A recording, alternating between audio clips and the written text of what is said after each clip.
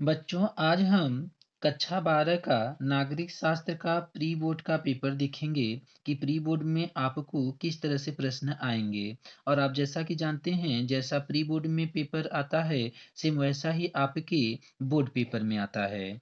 तो चलिए इस प्रश्न पत्र को देखा जाए।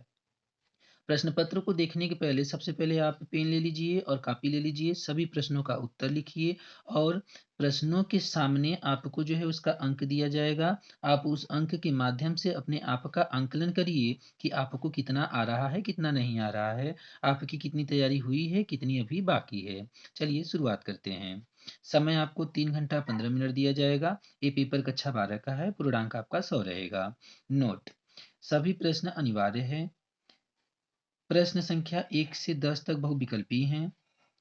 तीसरा आपको नोट दिया है, प्रश्न संख्या 11 से 20 तक अति लघु उत्तरीय प्रश्न हैं, जिनका उत्तर लगभग 10 शब्दों 1 वाक्य में देना है। चौथा, प्रश्न संख्या 21 से 26 तक लघु उत्तरीय प्रश्न हैं, प्रश्न 1 हैं, जिनका उत्तर लगभग 50 शब्दों में देना है। पांचवा, प्रश्न संख्या 27 से 30 तक लघु उत्तरीय प्रश्न सेकंड है, जिसका उत्तर लगभग 100 से 125 शब्दों में देना है। छठवां है, प्रश्न संख्या 31 एवं 32 दीर्घ उत्तरीय प्रश्न है, जिनका उत्तर लगभग 250 शब्दों में देना है। बहुविकल्पी प्रश्न प्रत्येक 1 अंक का रहेगा। जैसे पहला प्रश्न है, गुट निरपेक्ष आंदोलन का लक्ष्य है। पहला, विश्व सरकार की स्थापना करना। दूसरा, परमाणु अप्रसार। तीसरा, विश्व राजनीति में तृतीय गुट का निर्माण। चौथा, एक नई अंतरराष्ट्रीय। चलिए अगला प्रश्न देखते हैं। अगला प्रश्न है दूसरा, पूंजीवादी और साम्यवादी दुनिया के विभाजन का प्रतीक किसे माना जाता है। पहला, रूस को। दूसरा, अमेरिका को। तीसरा, बर्लिन की दीवार को। चौथा, भारत को। तीसरा प्रश्न है, अमेरिकी प्रभुत्व का दौर जाना जाता है। पहला, शीत युद्ध। दूसरा, द्विध्रुवीय विश्व। तीसरा, एक ध्रुवीय विश्व। चौथा, इनमें से कोई नहीं। चौथा प्रश्न है, निम्न में से किसने खुले द्वार की नीति अपनाई। पहला, चीन। दूसरा, यूरोपीय संघ। तीसरा, जापान। चौथा, अमेरिका। पांचवा प्रश्न है, निम्न में से कौन सा देश सार्क का सदस्य नहीं है। बहुत महत्वपूर्ण प्रश्न है यह, इसको ध्यानपूर्वक देखिएगा। फिर से रिपीट कर देते हैं, निम्न में से कौन सा देश सार्क का सदस्य नहीं है। पहला, भारत। दूसरा, म्यांमार। तीसरा, बांग्लादेश। चौथा, पाकिस्तान। छठा है प्रश्न, संयुक्त राष्ट्र सुरक्षा परिषद के अस्थायी सदस्यों यानी देशों की संख्या है कितना। पहला, 10। दूसरा, 12। तीसरा, 14। चौथा, 15। जितना उत्तर है आप लिख लीजिए। सातवां, वर्ष 1952 में भाषा के आधार पर बनने वाला पहला राज्य है।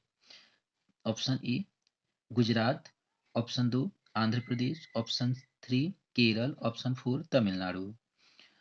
आठवां प्रश्न है, भारत का पहला चुनाव आयुक्त किसे नियुक्त किया गया था। बहुत बढ़िया प्रश्न है। इसका ऑप्शन 1 है श्री हरीश सेन। 2 श्री शिवकुमार सेन। तीसरा, श्री ए के गोपालन।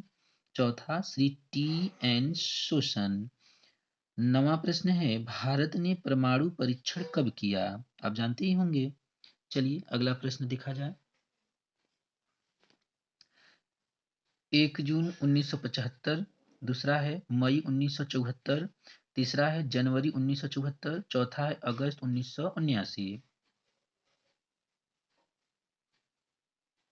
10वां प्रश्न है, नक्सलवादी आंदोलन कब प्रारंभ हुआ। पहला, वर्ष 1960 में। दूसरा ऑप्शन है वर्ष 1965 में। तीसरा ऑप्शन है वर्ष 1967 में। चौथा ऑप्शन है वर्ष 1975 में। जो भी आपका उत्तर है आप कॉपी में लिखते जाइए। अति लघु उत्तरीय प्रश्न प्रत्येक 2 अंक के रहेंगे। 11वां प्रश्न है, शीत युद्ध के किन्हीं 2 कारणों का उल्लेख कीजिए। 12वां प्रश्न है, सोवियत संघ के विघटन का आरोप किस पर लगाया गया। 13वां प्रश्न है, नाटो अमेरिकी वर्चस्व को कैसे नियंत्रित कर सकता है। 14वां प्रश्न है, यूरोपीय संघ द्वारा कौन सी मुद्रा चलाई गई। 15वां प्रश्न है, दक्षेस सार्क के 2 सदस्य देशों के नाम तथा उनकी राजधानी लिखिए। 16वां प्रश्न है, संयुक्त राष्ट्र संघ सुरक्षा परिषद के अस्थायी एवं अस्थायी सदस्य देशों की संख्या लिखिए। 17वां प्रश्न है, भारत का राष्ट्रपति अपना त्यागपत्र किसे देता है? जनरल सा प्रश्न है, हर एक एग्जाम में पूछा जाता है। 18वां है प्रश्न, चुनाव आयोग के समक्ष आने वाली दो प्रमुख कठिनाइयों का उल्लेख कीजिए। 19वां प्रश्न है, श्वेत क्रांति किससे संबंधित है? आप जानते ही होंगे विभिन्न क्रांतियां चलाई गई है, तो उन्हीं में से श्वेत क्रांति किससे संबंधित है लिखिए। 20वां प्रश्न है, उत्तर प्रदेश के राज्यपाल का नाम लिखिए। अब इसमें देखिए ये आपका करंट का प्रश्न है जो इसमें दिया है।